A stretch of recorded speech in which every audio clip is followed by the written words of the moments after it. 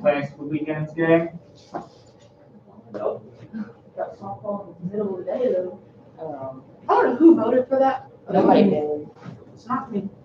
But Well, Heather said one girl said that she had work in the morning, so she couldn't go at night.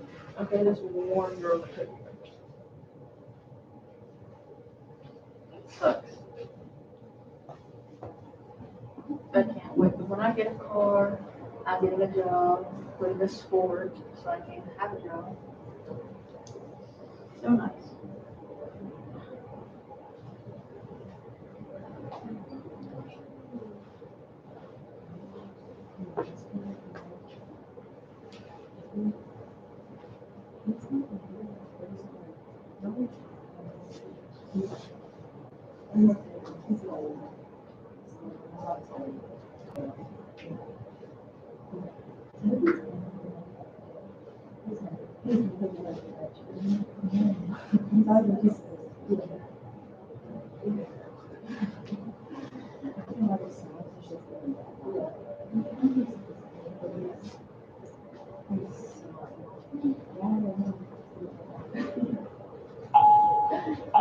Hi guys, see you later.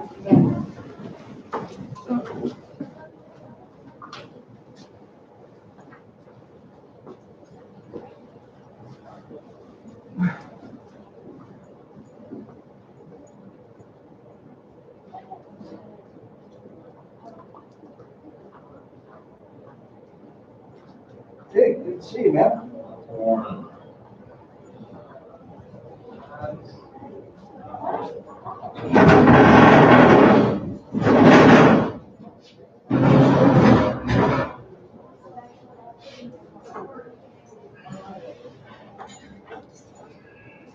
Your latest YouTube video is like, it's not on your YouTube. The only way you can get to it is to click the link to watch the live stream. That's what it's supposed to be. Okay. You should be able to, I mean, not to say that you shouldn't be able to find it, like, quote unquote, on the channel, but I don't publish them on that channel. Okay, well, just that was the I'm only doing, one. yeah, I'm doing that. I'm trying to do it that way because I don't just want anybody other than mother to come on it and, you know, it's not that I have a problem with like your mom or your dad seeing what we're doing in class, but more of just like, I don't need random people on YouTube finding it, you know? Yeah. This is a little way of trying to keep things. I wondered if you like made it private and only the link. I tried, we'll see if it works. 'Cause last couple times I've tried that, it hasn't worked. Still playing around with it, it's not, this is by no means a foolproof, method here of doing things.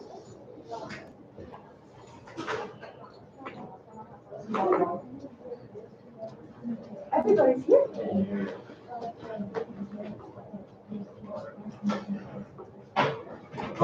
Usually. All I did was go to the main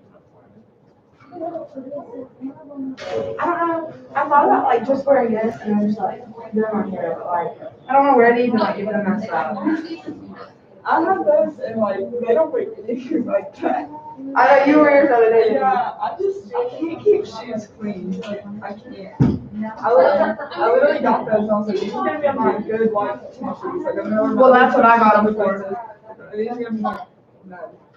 And the thing is, I don't know how I always run shoes, so it's like, I'll keep them clean for a while, and then one morning I'll be running late, and I have to feed it on the way to school. And you just got to go out Yeah, there. I just go out there in my shoes, cause I don't have time to change shoes. I leave my goat shoes down at the goat house. Like, if I'm ever running late, I just go, I'm not there. You still? Yes. Who all do you know that's on tonight? Literally just like. Just like, is that it? No, she's well, I asked me the other day, and she asked me if I was trying to do it, and she said that. Right, excellent, because Carson gave his tickets to his friend, and his like, not his friend, when he comes, so she bought his tickets. They should have bought like three of them. But I don't know, she just bought like a lot, but so she had two extras. I was like, okay, I will find time. But then I got somebody that was fishing. And then now I usually ask my fishing when it comes back, so if she had an extra ticket, and she said that she. So I don't know who she was with. I know her sister. Well, like Claire, she goes upstairs, in sports medicine, so she'll be down the field. Not be fine. And you're We get 1,400 tickets, right? like, There's more about school we have. I literally added it up on my calculator last week. this week when we It's had still 50. not possible because I added like 65 players, but and then so 65 players. I did 65 times 2 times 3 for all the tickets. And then I added like 40 for all the coaches and like athletic directors and stuff. And like 15 for like 23 concession people in one state. And it was still I think so, yeah, there's when we had like practice events. And that was still, there was still 1,090. That was like 750, I think. Yeah, that's still only 400 staff. We have about 300 tickets. I just don't think that we've ever had that many people again. No, we don't do it. When you count like outside people, like on the other side and everything. Like, yeah, but South Point didn't get extra tickets to sell, only we did. They only got tickets for everything. They didn't sell any tickets to sell. Like, we put some people behind us. I don't know, I thought that's not loading out if the person's doing it, that's what Now, I don't know how they would have known about it, I don't care about On it. the loading. But,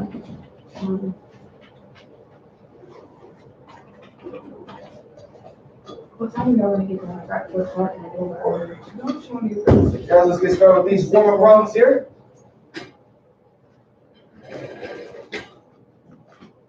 Let's get our homework out. Probably not leave it.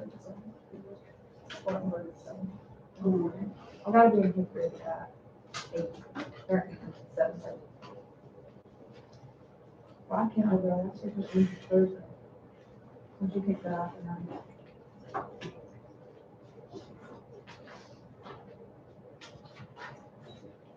Go ahead and put our 4-4 and 4-5 homework as our first homeworks here for our next grade period. We're going to take these, this one and the one for today, put them as our first homeworks for our next grade period. So, next question.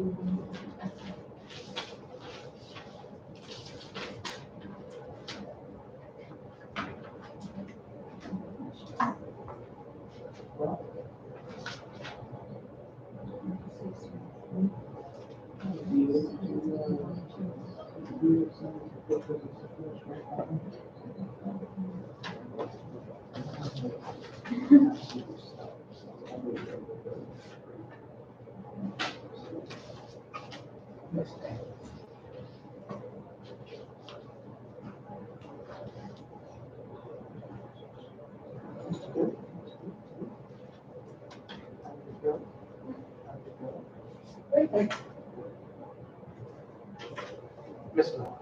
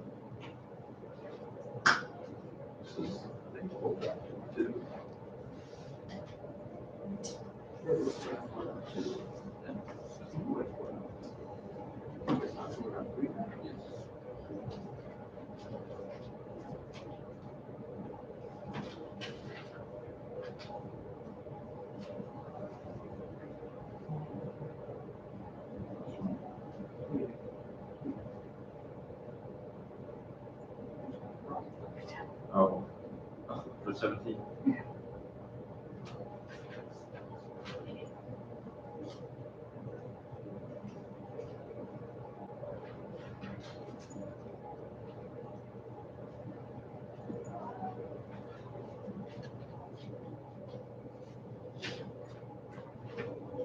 The chamber, you and the inside. Oh, we didn't talk about the chamber today. That is today's topic. How do we integrate the chain rules?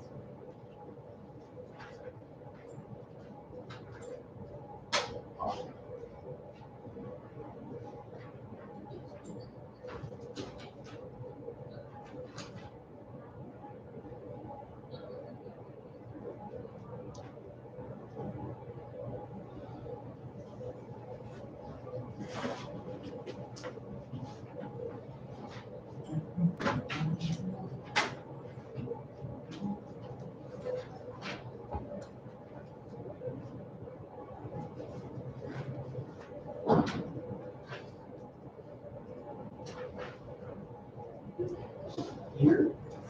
Awesome. Excited?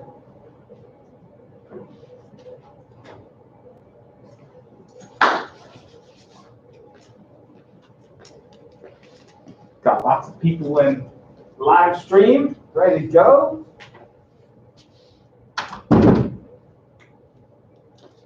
Mr. Kaufman was bored most of the first period as they worked on a study guide, so you guys got all my energy. I'm ready to go. How's everybody doing this wonderful Friday? Well, I'm good. That's good, Carol. I'm glad you're doing good. All right. Do we have any homework questions from 4-4? Any problems we'd like to do? Anything we need to talk about or go through, go over, etc. You can take a look at it for sure. Take a look at it for sure. Number 19. We did 15. 19 and 15. 15 and 19.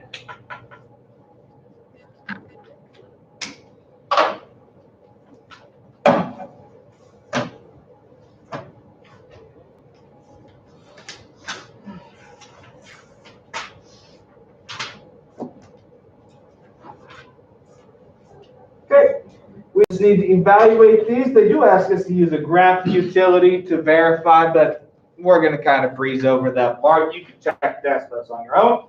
Let's take a look at number 15. Number 15, we have from 1 to 4.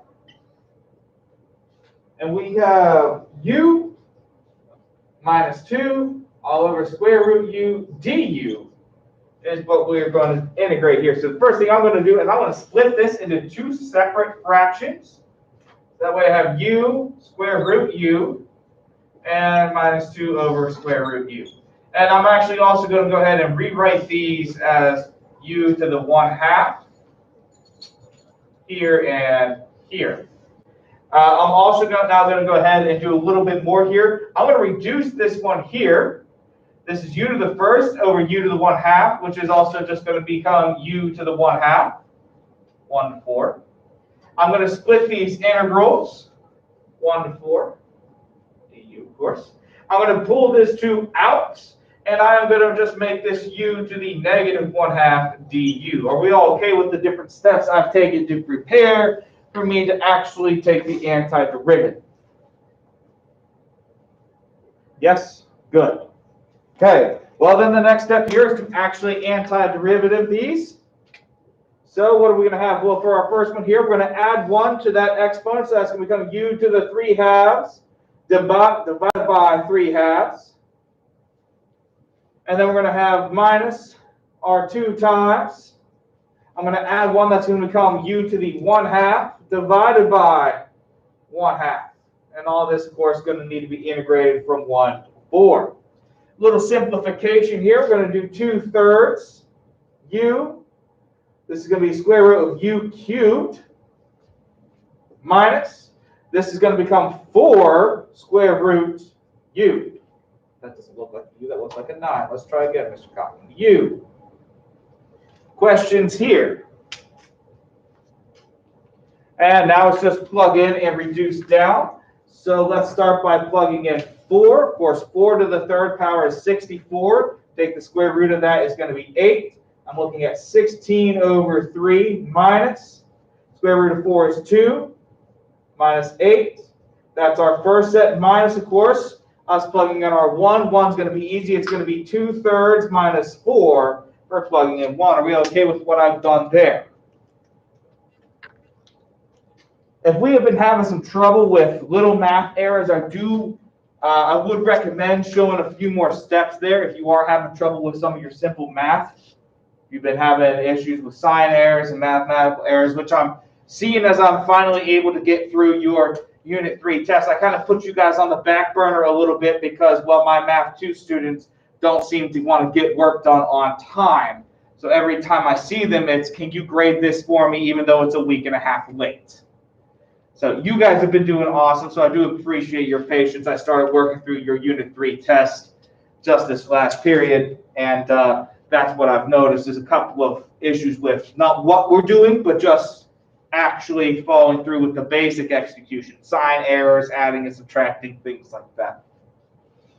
From here, we just need to simplify this down. I prefer to kind of just leave that to you guys if you don't need me to go any further. From this point, it's calculator and basics. Okay, and we want to take a look at 19.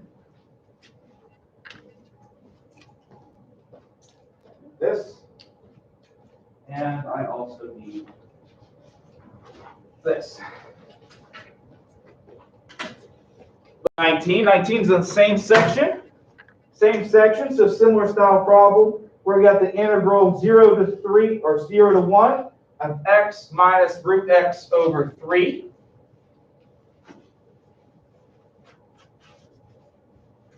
This one's actually easier than 15. Despite it being a later problem, I think it's actually easier than 15. We have the integral 0 to 1 of x minus square root x all over 3 dx. So what I'm going to do is I'm going to take this out as a 1/3, 0 to 1, and that gives me x minus root x dx. That's the trick I would pull there. And then from this, it's pretty much the exact same as the last one. I'm going to rewrite this as 1/2. These are going to be 2 separate integrals, so dx 0 to 1. We can actually integrate now. We'll have our 1/3 times, and then we'll have, this is going to become x squared over 2. This one is going to become minus, that's going to be x to the 3/2 over 3/2 or 2/3. And we're going to integrate this from 0 to 1. So I'll have 1/3 times I'm going to get 1 going in. That's going to be 1/2 minus 2/3. And when 0 goes in, it all goes away for the second part. So there is no minus our second part here. It's all going to be 0 minus 0. So this is what we're looking at here to reduce this down. Once again, I prefer not to finish out the fraction part here if you don't need me to. I think the real challenge there, the actual calculus that's taking place happens between your steps in brown and in red here. That's pretty much after you reach the antiderivative. It's pretty, I mean, it's algebra 1 at that point. It's math 1. Plug these numbers in, use your calculator to reduce them down. Questions here? Okay. Let's go ahead. Let's talk about our warm-up problems here today. This is kind of where we left off a little bit yesterday, so I kind of wanted to bring it back here today for our opening slide. Who wants to help me out with these? These are bothering me here.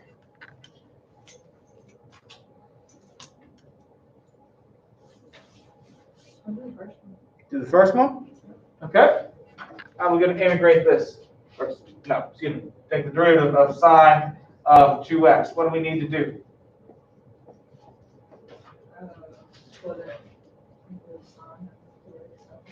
We'll do the derivative of sine, and then we'll do the derivative of the interior, right, which is 2x, right?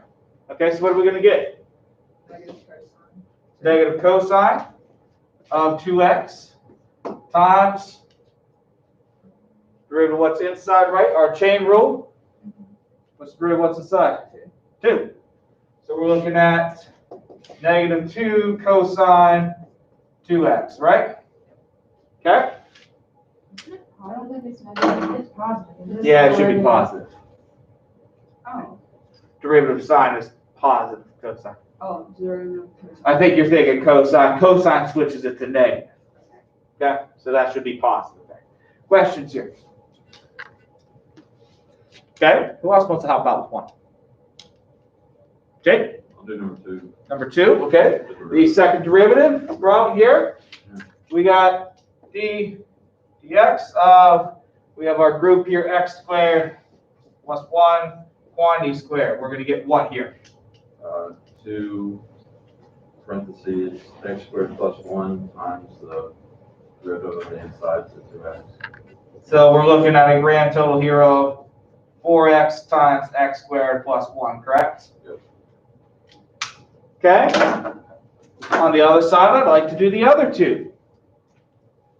Who would like to help me do an integral here?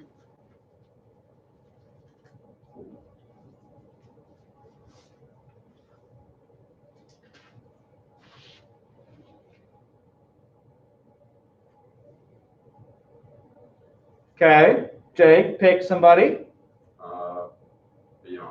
Bianca. Bianca, we're going to do the integral here of our cosine x dx times 2, right? So, cosine 2x, yes, excuse me.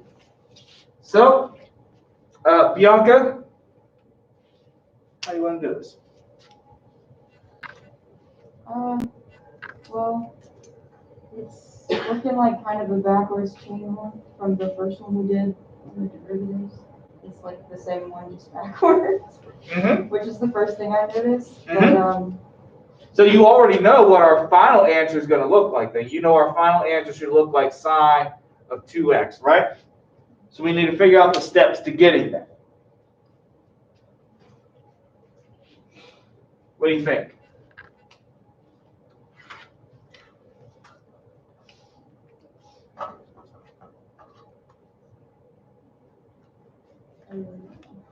Okay. So, a couple of things here. First thing we could do is we could take this 2 out as a multiplier, right? We have 2, and we have cosine 2x dx, right? And then we'll integrate cosine, which is pretty easy to do. That's going to become 2 times sine of 2x plus c. right? So that's really where this is going to head, and that's inevitably what we end up with over here. But there is a little bit more to do with what happens with this 2 multiplier out in front, what has to happen with this 2x. And that is what we are going to talk about today, is how we do the reverse of the chain rule. How to do the reverse of the chain rule. Now, I think for the second one there might be a little bit easier for you all to see, because for some reason you guys don't really care for trig functions. So Bianca, I appreciate you sticking with this one here. I'm going to ask you to help me with the second one, because it is a little bit easier to go back and integrate that second one. When we go back to do this one here, the 2, the x squared plus 1, and the 2x, right? The easy thing to do is just put it all together, right? So let's send it all together. This is going to be distributing a 4x in, right? So this is going to end up as 4x cubed, right? And plus 4x, right? dx, which we can integrate pretty easily, right?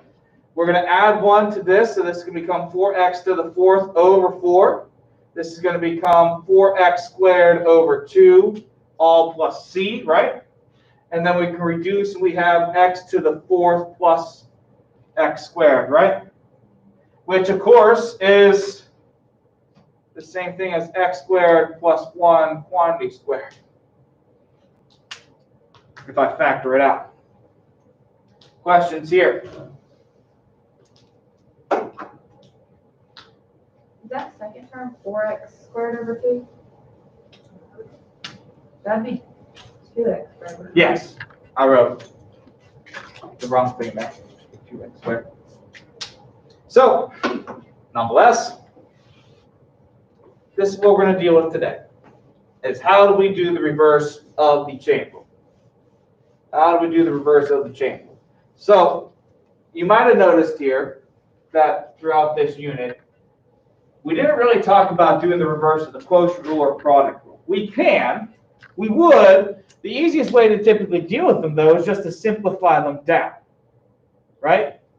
Typically, the easiest way to deal with those is to simplify them back down, put everything together, and then look for whatever you can factor, whatever remains after that. Okay? Chain rule is not quite so easy. Chain rule is not quite so easy. Now, what I'm going to do is I'm going to refer back to how I first taught you how to do the chain rule. You guys remember, when we first talked about the chain rule, we talked a little bit about substitution. Taking this part, and we're going to call it F, and this part, call it G, right? You guys remember doing that. I think we used U and V, right? Okay, so this is going to operate in the same way. In fact, this is typically referred to as integration by U substitution, which is why I did U when we talked about the chain rule the first time. Okay? This is a much easier way to do this than what we just did with Bianca. And Bianca was a good sport about it, but this way is going to be infinitely faster. Today also is going to function as a really good review day of what we have done on 4.1 with the basic antiderivative rules, and what we talked about yesterday with actually plugging in the values. So that's what we're going to work with today. It's a good lesson to end everything on because it kind of helps us tie all the stuff back together. The only thing that we're not really going to work with today is the limit sum and area stuff that we did in 4.2 and 4.3. So this is really good to go all the way back to 4.1 with. Okay? So let's go ahead. Let's take a look at our slides here. Let's go on to slide 2, which is very nice and neatly your homework, so that way I don't forget. Not too bad here today. Not too bad for this homework. It's mainly just going to be practicing different levels of these types of problems like we're going to do today in class. Okay? Let's go ahead. Let's jump on to slide 3 here where we're actually going to get into this today. So the easiest way to explain this is exactly as I said. We are going to find a good substitution to be done here. So typically we're going to look at the interior part of our function. So going back to my example here, the sine 2x, I would probably try to focus on the 2x. Looking at the other one, where it's x squared plus 1, I'm going to focus on that x squared plus 1. I want those to be my u. when we do use substitution here, it's not just quite as simple as what it might have been before. If you remember what we did before, when we did a chain rule, we had u, and then we had to take the derivative of u, right? Because we didn't have that to start with. So when we do the integral, we have to do the same thing.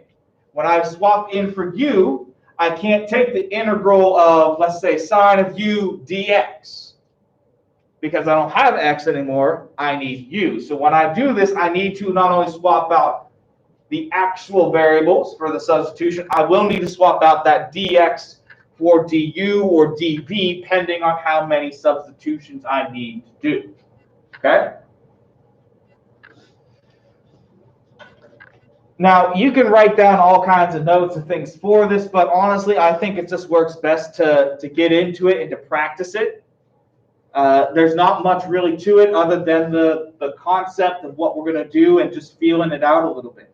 So not a lot of major notes here today, mainly problems if you're looking ahead on my slides. Mainly problems today. Okay? I forgot. I don't know. Well, I should say I didn't forget. I know I said it yesterday, but I'm going to go ahead and repeat again today, especially for you guys. On Monday, we're going to do our study guide. And what I think for our study guide day, for our review day this coming week, what I'd like to do is I'm going to take this weekend and Miss Mazzacco pays for a gym kit subscription. Have you guys played gym kit before? Maybe once or twice. Gym kit is very similar to like Kahoot or quizzes, but you can sabotage each other and like you get different power-ups and things like that. Like I want to sabotage Jake so I can freeze Jake's screen for like 5 seconds so he can't answer the question as quickly as he wants to. Or I can sabotage Colin and make Colin's answers hard to read. So what I'm thinking would be a fun thing to do is there's a form of gym kit called Boss Battle where it's everybody versus one person. So what I was thinking that would be a fun thing to do on Monday would be have all 18 of you versus me for your study guide questions. So you guys at home could still be involved there. And I think if you guys beat me, I'll give you some bonus. Which I don't think I'll give you guys any bonus at all. So. Wouldn't you have the answer key to the study guide? I mean, yeah, but Colin, you know I don't do my problems beforehand. I give you my word. I will not practice the problems beforehand. I will not practice the problems beforehand. Okay?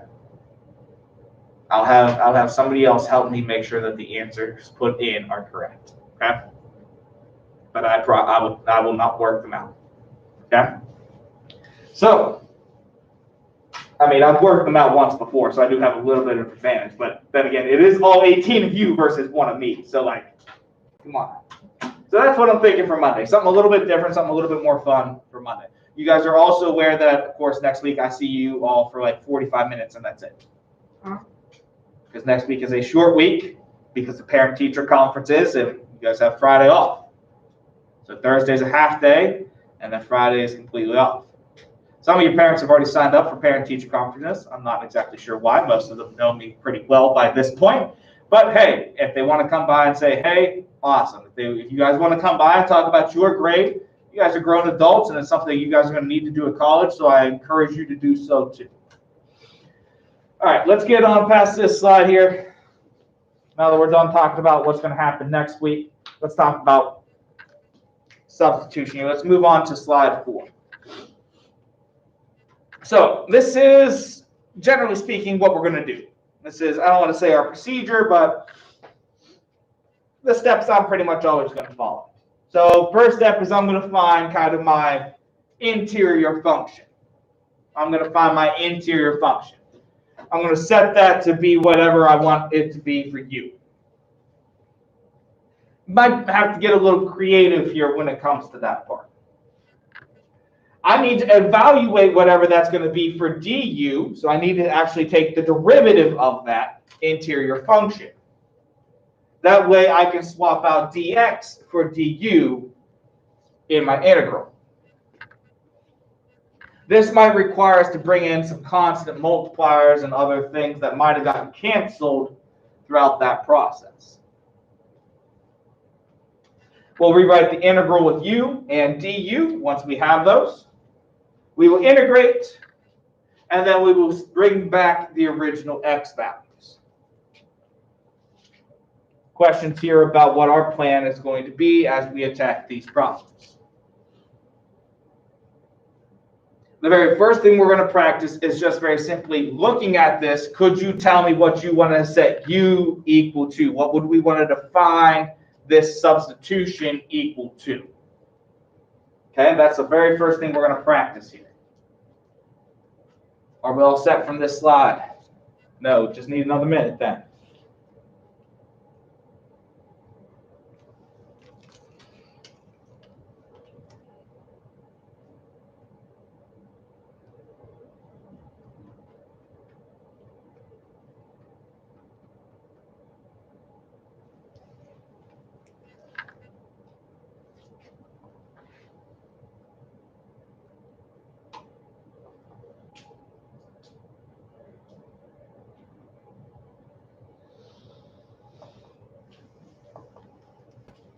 Okay, let's move on to our next slide here. Let's move on to our next slide, slide 5. Okay? Move on to our next slide, slide 5. So we look at slide 5. Let's go ahead and let's set up our u substitution for each of the following examples. So let's start with our first one here. We have the integral of 3. We have 3x minus 1 to the 4th power dx. Okay, so what are we going to set u equal to for this? 3x minus 1. Okay, so we'll set u equal to 3x minus 1.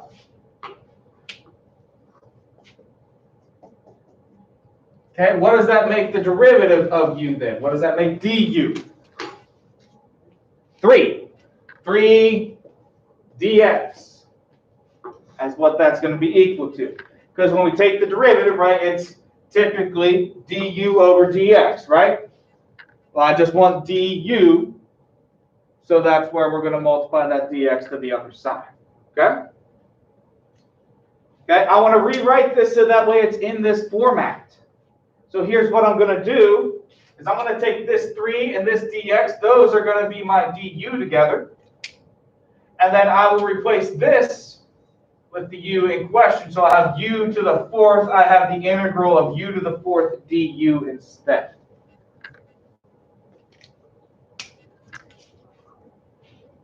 Does everybody understand where everything is going? Jake? How did the 3 dx turn into du? Okay. How did the 3 dx turn into du? So we take the derivative of u, right? Mm-hmm. Okay, we found that to be 3 dx, right? Oh, I got it. Okay, so I paired these two together to make that. Good. Rinse and repeat that. Rinse and repeat. Go on to our next one. Go on to our next one.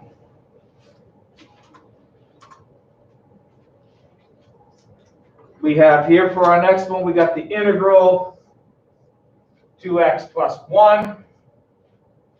And we've got the integral x squared plus x dx. What do you think we're going to use as our u? Pardon? 2x plus 1. Okay, so Colin says 2x plus 1. If I set that equal to u, that will make du 2 dx. Now, Colin, we could do this, but that's going to still leave us with No, I this one here. took the integral.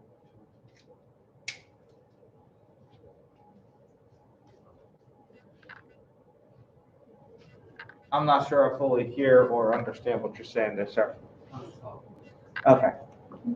I don't like setting it equal to that part. I don't like setting it equal to that part. When there's an option between these two, I recommend typically going with a higher degree, higher order option, because we are going to take the derivative of that. So when I take u equal to x squared plus x and take the derivative of it, it tends to work a little bit nicer. I'm going to get 2x plus 1 dx.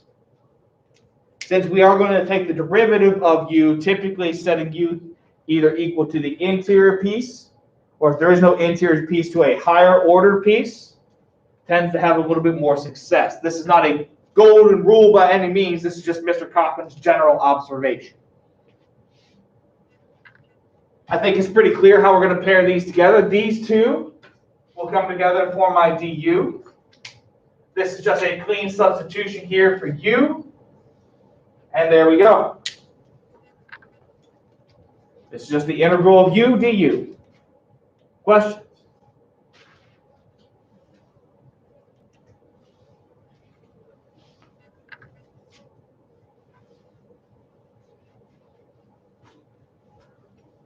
Okay, let's start working on a few tricks of the trade here that we can apply. Let's start working a few tricks of the trades.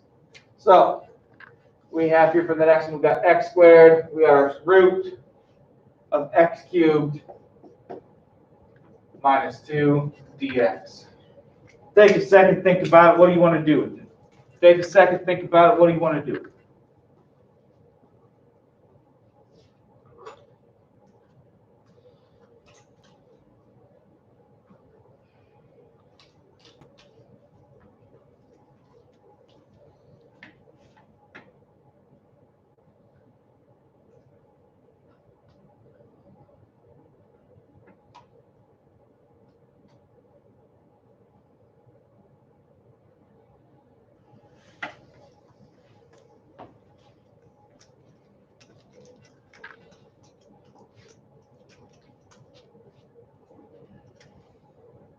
Any ideas?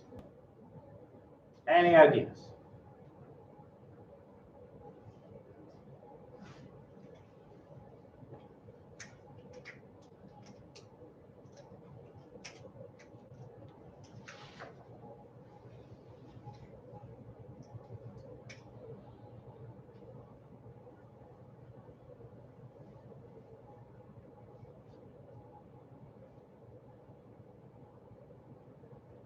Matt, what are you thinking?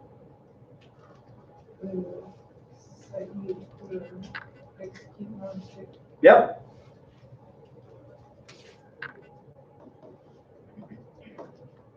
Now what? Okay, what is it? Sorry. 3x squared. Okay. So Matt, we need 3x squared, right? I got x squared, I got dx, right? Okay, so let's bring in a 3. Now I can't just arbitrarily decide when and where I want 3's, right? So if I'm going to bring in a 3 multiplier, I have to offset it somewhere. So if I want a 3 to appear inside, I need to offset it with a 1/3 on the outside. That way the grand total is 1, right? She's a little math magic here to bring in a multiplier and also a divider. So these two can now form my du as expected, right? And inside here we're going to have our integral square root u, right? Or 1/3 out front. If we put it all together, probably the way that we're going to want to write it, u to the 1/2 du. Correct? Questions here?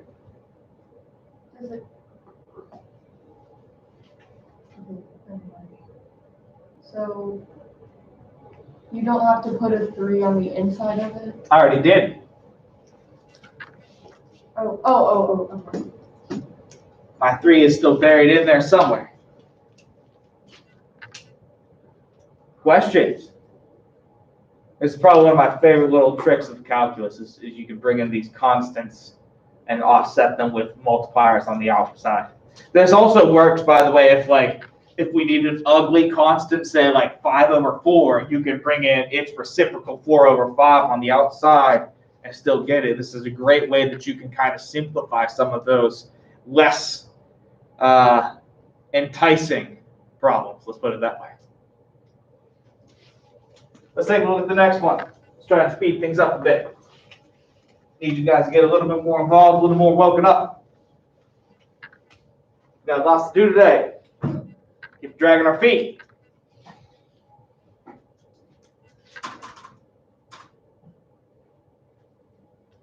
Take a look at the next one. Come on, what do we want to do? What do you think we want to set this equal to? We want to set u equal to 1 minus 2x quantity squared. So if I set u equal to 1 minus 2x quantity squared, that makes du negative 4x dx, correct? Okay, so when I look at the original function,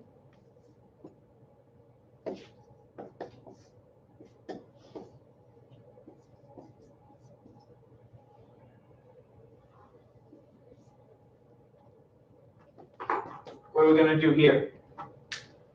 What are we going to bring in? How are we going to do it? We're going to need to bring in a 1/2 outside. What are we bringing in inside? Our 2 to make that into a 4 across the top, right?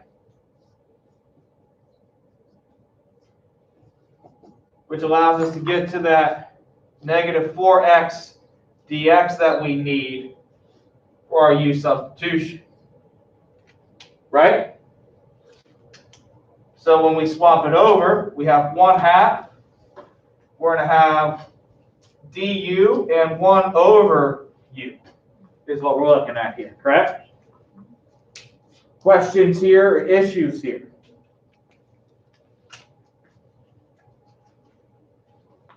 Okay, let's go back to the trig problem. Go back to a trig problem down here. What are we going to do with this one here? Cosine squared sine x. What do you think we want to do here? Yes, ma'am. Can I see Bianca Rushdie for a moment in the counseling office? Yes, ma'am.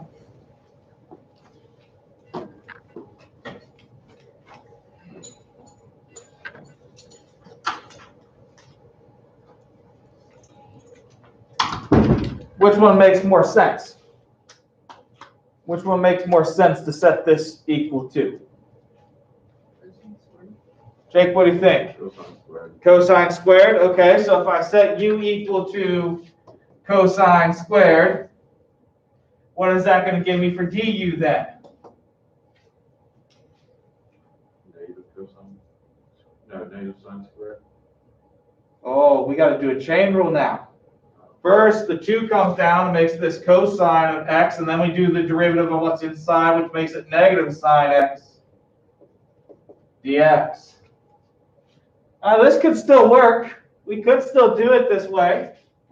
That makes du negative 2 cosine x sine x dx.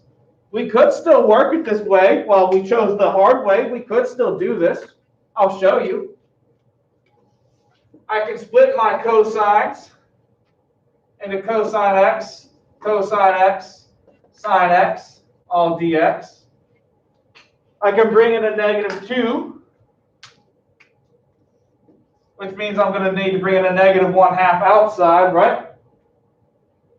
Cosine x, I'll move the sine forward, along with the dx forward. But the problem here becomes is what happens to u. So for me to do this, I end up with square root of u instead, right? This all is going to become du, and then I'm just left with cosine. U is not equal to cosine. U is equal to cosine squared. So to get back to cosine, what I would substitute in, I would have to take the square root. We all see that. So while this could still work, there's a little easier way. What if instead of setting it equal to cosine squared, we set it equal to the sine part? Let's try doing that way. If we don't like the way one particular side of it is going, let's try using a different way. If I just set it equal to sine, what's the derivative of sine? Cosine of x, right?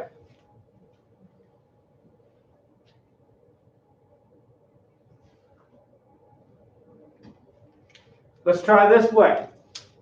If we do it this way, then we have cosine of x squared, sine of x dx. This would give us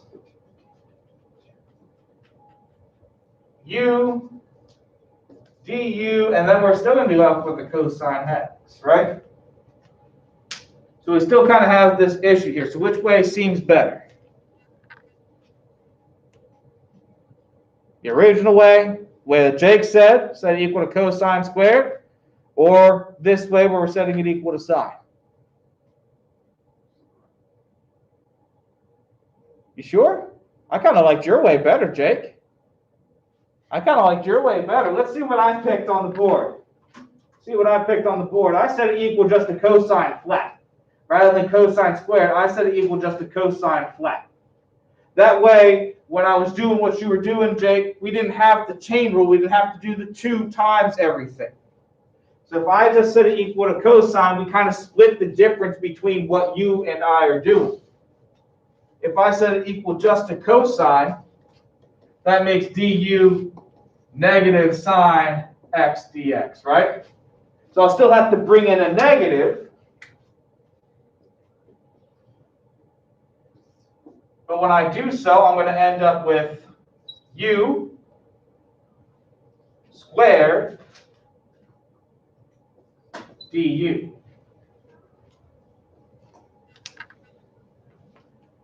Questions here? Concerns here? What I'm trying to show you here is, even as these get more complicated like the last one, is not to give up with it, but just continue to play around a little bit. If it's not working nicely with setting it equal to this, okay, go back and try setting it equal to a different one. If it doesn't work nicely that way, then try a different one. We tried cosine squared, we tried sine. Of course, the next thing would have been, okay, well, let's just try regular cosine then. And if that doesn't work, then we would try something else. We try maybe setting u equal to cosine sine. Questions here? Concerns here? It might not always be easy to spot, but don't give up on it. Continue to play around with it until you find the best way to deal with it. Let's go ahead. Let's move on from this slide here. Let's move on to our next slide, slide 6. So what I want you to do is actually go that one step farther, and I want you to actually integrate this now. I want you to actually do the antiderivative and tell me what this is going to be. So not just set it up, but actually go ahead and do the integral and bring back x. That's what I want us to do. Let's do this first one together, just so that way it's clear. So I have x squared plus 1 quantity squared equal to 2x dx. What are we going to make u here? X squared plus 1. This one is pretty easy to see what that's going to be. X squared plus 1. That makes dx, or du 2x dx. This is ready to substitute right away. We're looking at the integral of u squared du. Correct? Are we all comfortable with how we did this, just like we did the last 4 or 5? Yeah? Okay, so let's actually do the antiderivative now. This would become what? U cubed over 3. And of course, plus c, right? Because this is not a definitive. We don't have we're not running this on a closed interval, right? Okay. Let's bring back what we got here. What was u? U is x squared plus 1, so let's just bring this back in now. We're looking at x squared plus 1 quantity cubed over 3 plus c. That is my antiderivative function, my capital Fx. Are we all okay with this? This is what I'd like you to do here for these problems. Now, you could, of course, write that as 1/3. I left it as a fraction on the board here, on the TV, and on the slides. I did move that 1/3 back out. So it's kind of up to you what you do with it. Questions? Issues? Okay, do the bottom one. Do the bottom one. Do the one with cosine.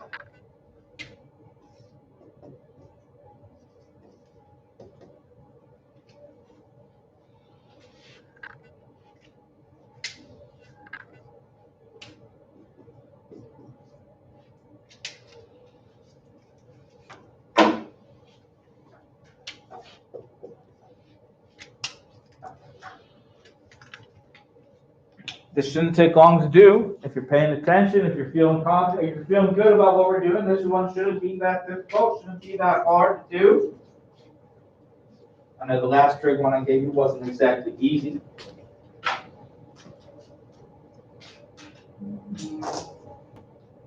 Keep trying.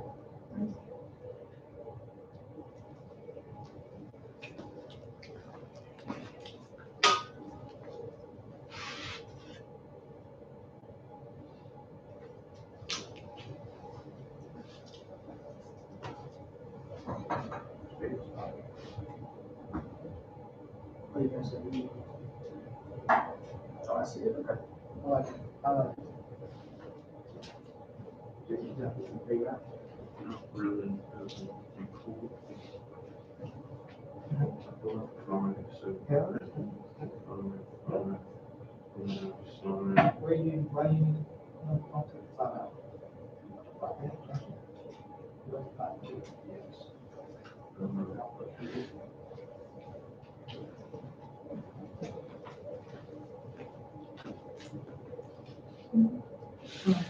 Yeah, I see that. It's where your head there.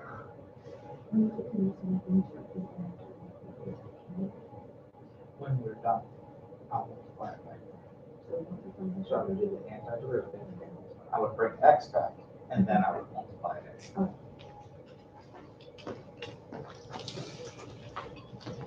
Because typically, Callie, if I have to, bring that constant back through, I wait to the very end, once I've brought x back, and see if it cancels anything with x. It should not really cancel anything with u most of the time. The whole reason why we brought it in is so that u will be an easy antiderivative. So even when we substitute back, that's where it should, if it's going to cancel anything, it should happen there. Let's go ahead, let's tackle this one right here. What are we going to set u equal to? We're going to set u equal to 5x. That makes du 5 dx. Okay, I don't need to move anything around here. Everything's ready to go. I'm going to go ahead and take these two, make that du, and this would be cosine of u. What's the integral of cosine?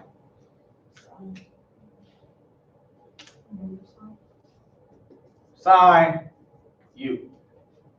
Not negative sine, sine u.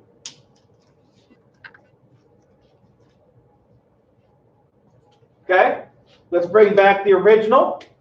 Let's bring back the original. This has become sine of 5x plus c.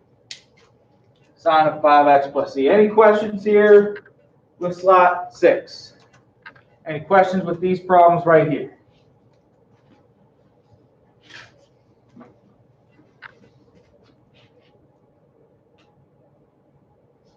All right then. 3 and 4. Next slide. Let's knock out both of these two. Go on ahead.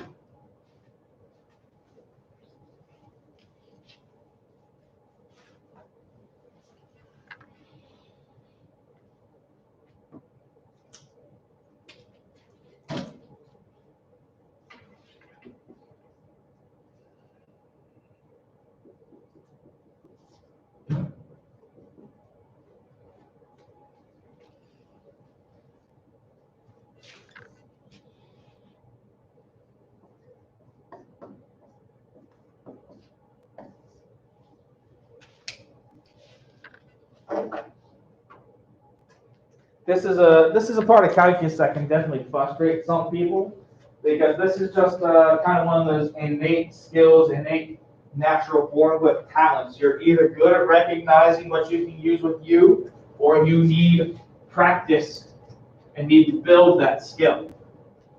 It's kind of like a riddle, kind of like a puzzle. You got to think about it on that multiple kind of stage thinking. If I do this, then this will be the repercussion, then this will be that, and then this will be this. Kind of have to have that multi-tiered thought process from the beginning, and less of a linear one.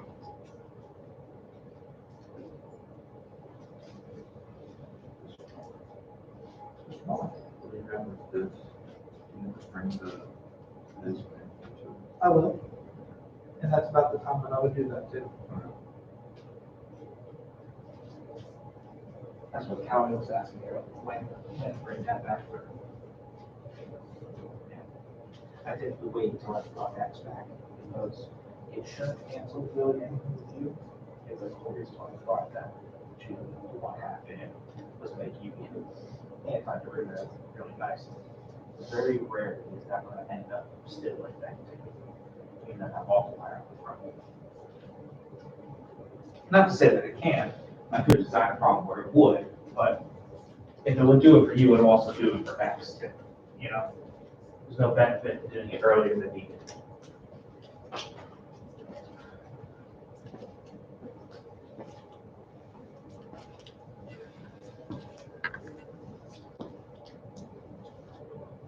Generally speaking, some of you might be able at this point to kind of figure out the rest of the lesson and go. And some of you are already working ahead, and that's okay. Try not to get too far ahead, though. Try not to get too far ahead. It's making that noise. Stuff in my shoe or something.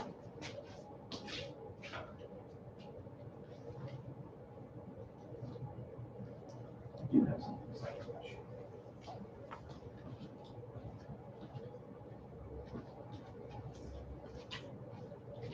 Okay, who wants to help me out with one of these? Who's got one of these solved? Who's ready to go?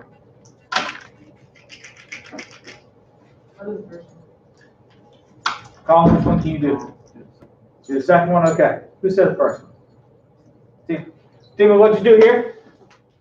I set u equal to x squared plus 1. Okay, that makes du equal to 2x dx, right? So we're going to need to bring in a multiplier here, correct? So a 2 on the inside means a 1/2 on the outside, right? Now I can see that sub real easy, 1/2 u squared du, correct? Everything in where it needs to go, we're all comfortable, yeah? Okay, let's get the antiderivative going. It's going to be 1/2. It's going to become what? U cubed over 3. U cubed over 3, of course, plus c. Now, people have asked, when should I put this in? You could put it in now. You could. It doesn't really give you much advantage. I guess maybe sometimes it is easier to multiply now than it is later. But I typically wait, because there are plenty of times where as I bring x back in, it might cancel with something from x, that 1/2. So I typically wait, but yep.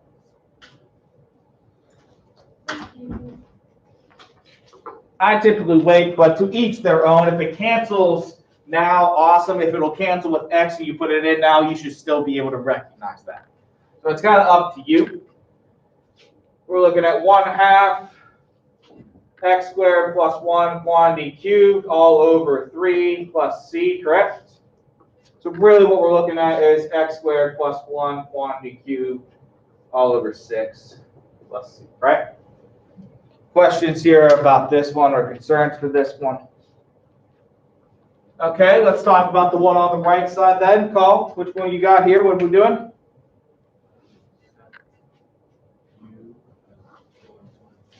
U equal to 2x minus 1. That makes du 2 dx, correct? Okay, so what do we need to do here, Colin? Bring in a 2 and a 1/2 on the outside.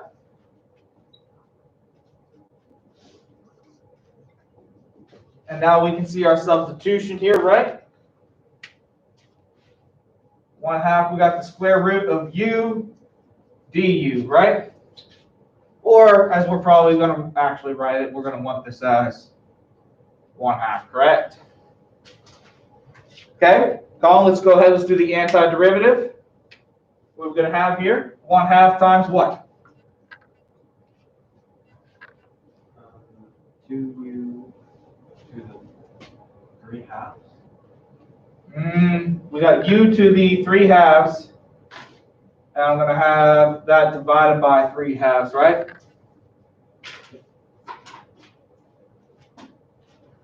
Plus c. So Colin, I'm just going to go ahead and just bring x back in and do a little simplifying as we do that. I'm going to wait to send the 1/2 through. This will become 2/3, and this is going to become 2x minus 1 to the 3/2 plus c. Okay? Now when I bring in that 1/2, of course it's going to cancel with the 2 on the top, yeah? So I have square root 2x minus 1 quantity cubed all over 3 plus c. Are we all okay with what we've done here? How we reduce this thing down?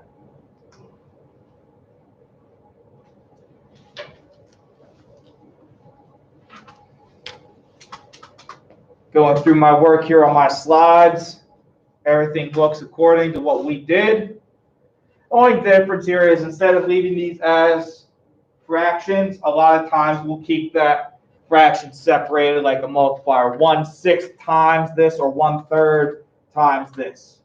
Typically that's what we would do, because if we would do a derivative, if we need to do anything more with it, typically we'll pull that 1/3 back out as either a constant multiplier if we need to do derivative here, if we need to do something, some other evaluating here, we typically would wait for that part. Questions here? Okay, next one's up. Go do it. Go on to the next slide. Do the next problem.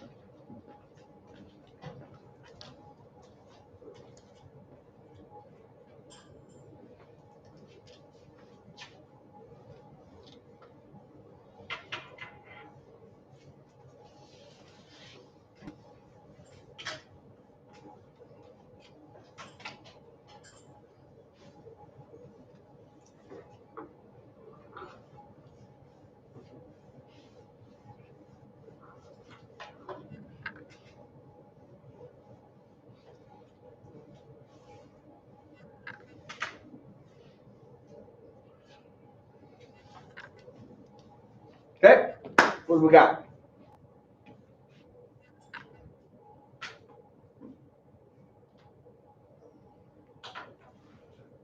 What are we gonna do here?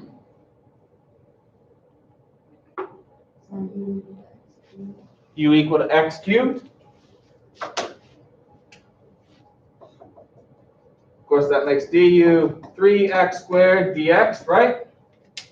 That's a pretty easy substitution here for us. We just need to bring in a multiplier, right? A 1/3 outside and 3 inside. So that way when we swap over, we got 1/3 sine u du, correct? Antiderivative here is going to look like what? 1/3 and negative cosine of u plus c. So we're looking at 1/3 cosine of x cubed plus c. Negative 1/3. Yes, should be negative. Questions here? Pretty straightforward, pretty easy to do. Okay, let's get past this one here. Let's go on to the next one. So the next step, of course, is to do this with definite integrals. So instead of just doing this with plus c's at the end, let's actually add some values into this, so that way when we reach this step, we got some things to actually plug in and go the full 9 yards with it. Let's go the whole ordeal with it just like we did yesterday. I don't think this needs a lot of introduction from my part on what we're going to do now. So go ahead, move on to the next slide. And let's go ahead and let's take care of this problem. Let's see if we can do this definite integral here.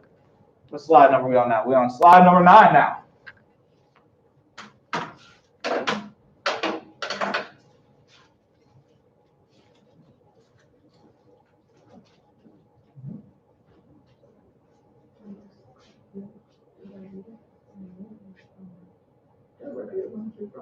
That's what I was, so it stays here. 2 ways you can do it. 2 ways you can do it. Come. Okay.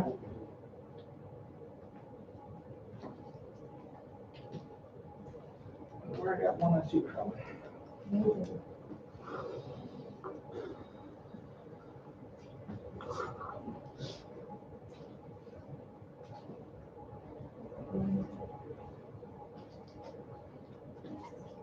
I'm going to show us 2 ways we can do this problem. I'm going to show us 2 ways you can do this problem.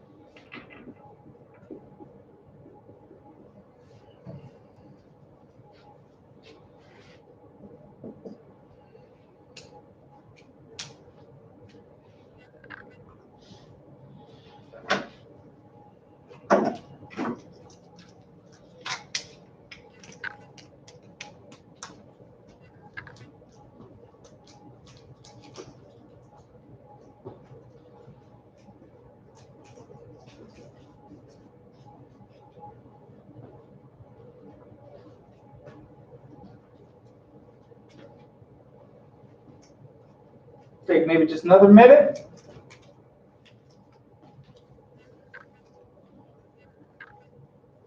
Take just another minute.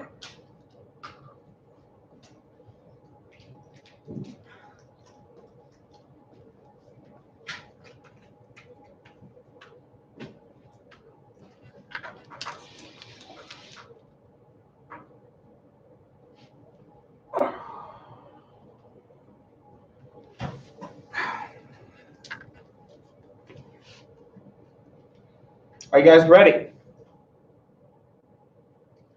Let's start by just doing what we did on the previous slides, okay? Let's get all the way to x, and then we can plug everything in and double check what we got, okay? So let's just go a traditional route here, very traditional route here. What are we going to use for our u here? U will set equal to the x squared plus 1, which makes du 2x dx, which we can see readily. We need a 1/2 on the outside, so that way we can bring in a 2 for the inside for our substitution. Yep. Okay, so what we have here is we have 1/2 the integral 0 to 1 of u cubed du, right?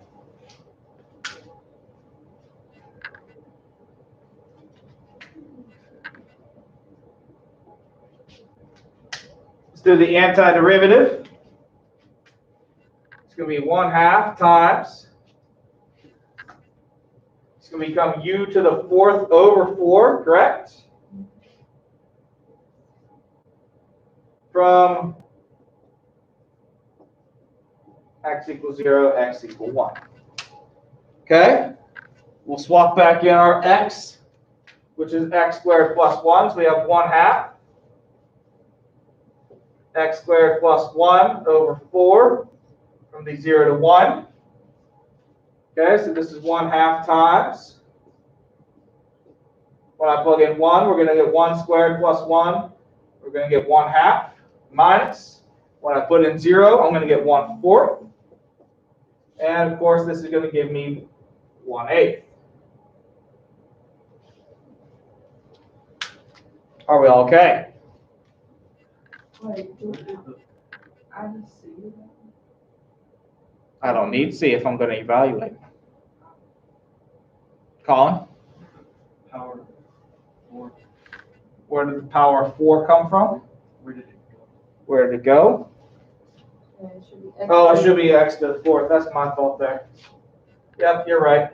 That changes things. I was wondering why I got a different answer. I was about to say something's not right. Okay, let's try that again. So 1n gives us 2. 2 to the 4th power is 16 over 4, which is 4. So that gives us 15 over 4, which is 15 over 8. How does that turn out? A little better? Okay, good catch, Colin. Okay, so this is one way to do it. And there's nothing wrong with this. Nothing wrong with this. It works just fine. This is the way a lot of people teach it. I'm going to show you a shortcut, though. I'm going to show you a little shortcut, which is what I have on the screen. Wouldn't it be great if right here, rather than doing all this work in black, I could just go and evaluate at 0 and 1? But the problem is that 0 and 1 are not u values, they're x values. But I could turn them into u values. I could do u of 1, gives me 1 squared plus 1, which is 2. I could do u of 0, which is 1. So I could rewrite this as 1/2 the integral u to the 4th over 4 from 2 to 1, because instead of being x equal 1, x equals 0, now it's u. And I don't have to substitute back to x. I've gotten rid of all the need for x at this point. I'm going to get 1/2 times 2 to the 4th power over 4 minus 1 to the 4th power over 4, which gives me 1/2. And I'm going to get, let's see here, that's going to be 4 minus 1/4 again, and I'm down to 15 over 8.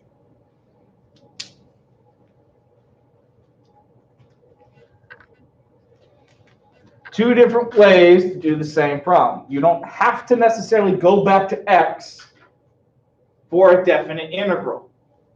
You don't necessarily have to go back to x for this definite integral. Questions here? Concerns here?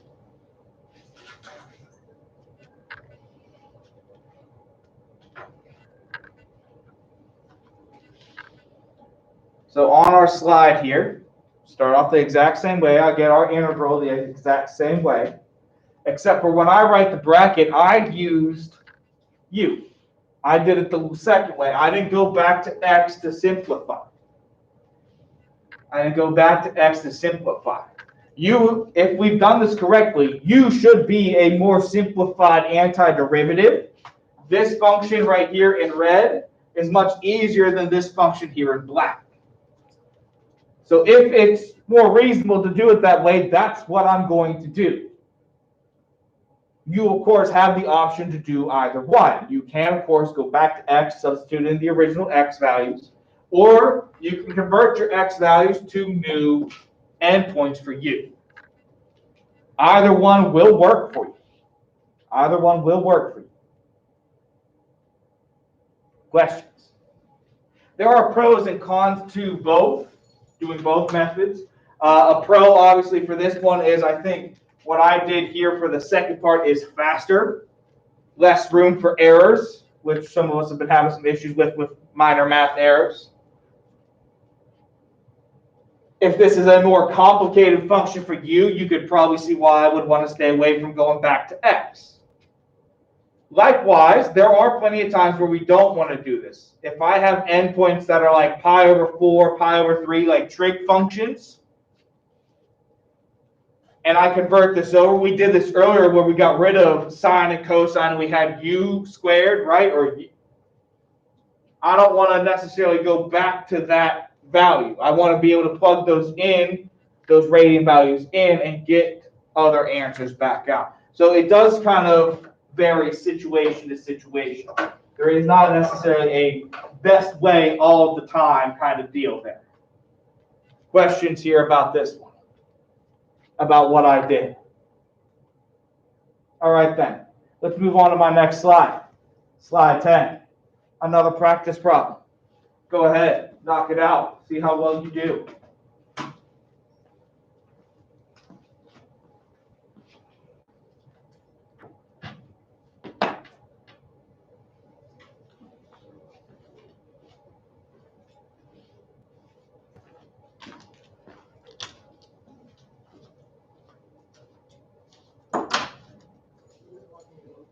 Oh, okay, awesome. Thanks, guys. Appreciate it. Thank you.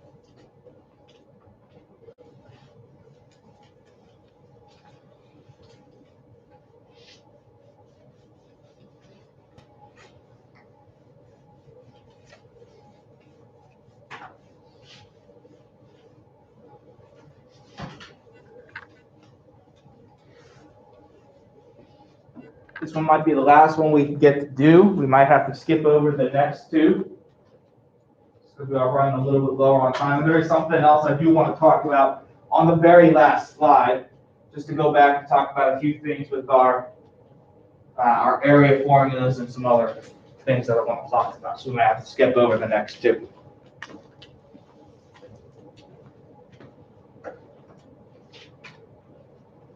Anybody ready to help me with this one? I'll try it. You gonna try it? Or Callie? I wasn't quite sure. I knew it came from that direction. Okay? Callie, what are we gonna do? I rewrote it for the first time. After you, I got 2x minus 1. The 2x squared minus 1? Yeah. And then for du, I got 4x. 4x dx, right? Yes. Okay, so we're gonna need to bring in a 4, correct? Yes. Okay, so bring in a 4 here, that's gonna mean a 1/4 on the outside, right? Mhm. And then we did 4x over r square root 2x squared minus 1 dx. So Callie, you said you rewrote it, so let's do the whole rewrite. Let's do everything right here, right now, when we switch over to u. What are we gonna rewrite this as? I did 4x. Oh wait, indeed.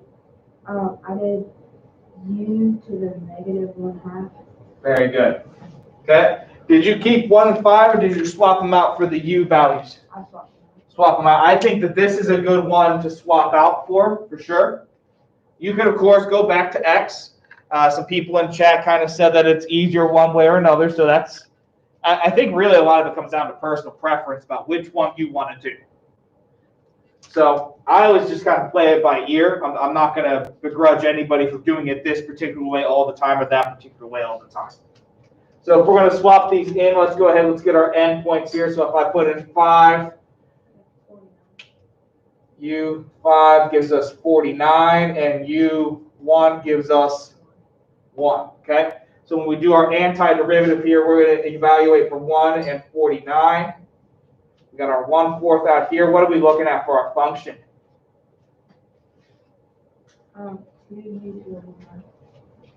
2u to the 1/2. That is what we're going to have there. Of course, it's going to be u to the 1/2 divided by 1/2, or 2, right? Okay. Let's go ahead. Let's plug in, right? This is going to be 1/4 times 2 square root 49 minus 2 square root 1, correct? Okay, well, this should be pretty easy for us here. This is 7.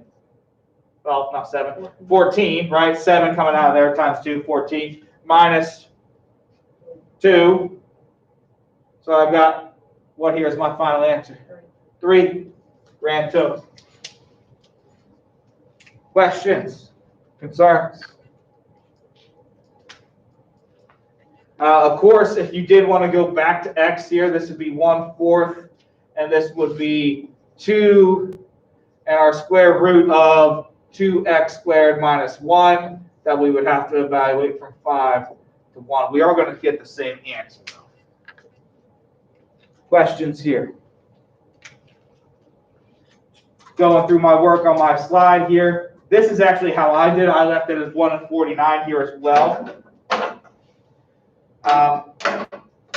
I do see more people, more and more. This is becoming a more and more prominent way of doing it, just because of the way that you guys have been taught how to deal with functions and function substitution over the years. Meanwhile, when Mr. Kaufman first learned calc, it was this way or the highway. So it is something that has, I don't want to say it's changed because it was always there, but the mentality about how best to teach it has changed a little bit over the course of the past 10, 15 years. So, once again, I'm not going to begrudge you. You pick the method that makes the most sense for you. Just get to the right answer. I'll track your work as needed. Okay, we're going to skip past the next couple of problems here. I do encourage you to check out problem 8 and problem 9. I do a couple of different tricks on there. Just a little bit more involved here. But what I do want to talk about here at the very end is even and odd functions. We talked about this at the end of 4.3. And we didn't really get a whole lot of time into it. So we talk about even functions and odd functions. If your function is even, that means, of course, that we have y-axis symmetry. So like a parabola or an absolute value that's right on the y-axis. If that's the case, when you do these, you can actually cut that in half and double it. This is the same trick that I used on one of the problems. And some people looked at me like I was crazy, so I want to make sure we're clear. Because we have our y-axis symmetry with this function, whatever I have on the right side, I have on the left side. So when we set up those area problems, this is one way you can kind of shrink down some of the work you have to do. Likewise, the one below that is an odd function, meaning that it does not have y-axis symmetry, it has origin symmetry. So whatever the area is in quadrant 1, it will have the same area in quadrant 3, meaning that the 2 will offset in those particular quadrants. Also, it will mean the same thing for quadrant 2 and quadrant 4. Those 2 will offset. Therefore, the area, if you're running the same amount right and left, is going to be +4, -4, or +2, -2, and they are going to offset. So you do need to be careful about your symmetries here, even in odd functions specifically. And how to test to see if a function is even or odd, to remember, go back to pre-calculus. If I want to know if a function's even, when I plug in a negative value, do I get the same answer as the positive value? Does -4 give me the same answer as +4? Does -5 give me the same answer as +5? If so, it's an even function. And likewise, for an odd function, the test is relatively the same. If I plug in a -x, do I get back the same y value but the opposite sign? So if 5 gives me a y value of 25, does -5 give me a y value of -25? Questions here? So those are some things that we didn't necessarily talk about, but when I did them the other day, I saw a lot of confused faces about how I knew something was symmetrical. So this is how we can do that, going back to those even and odd functions, okay? I wanted to make sure I made time to talk about that because I saw a lot of confused faces when I did that part in class. So I would just want to make sure we're clear here, okay? All right, then. That's all I got here for us today. Let's go ahead. Let's begin our packing up here as we're running low on time. We got 4 or 5 minutes. As I said, Monday, we're going to go ahead. We're going to do our review. I think I might even have our test open up on Monday and do on Wednesday, even though we're going to review on Monday. I don't think I'm going to start a new lesson or a new unit on Tuesday. I think I'm going to give you Tuesday to work on your test. We'll see how the rest of the week kind of shakes out here. Next week's a weird week with our timing, okay? So, everybody on live stream, I suppose I'll see you all later.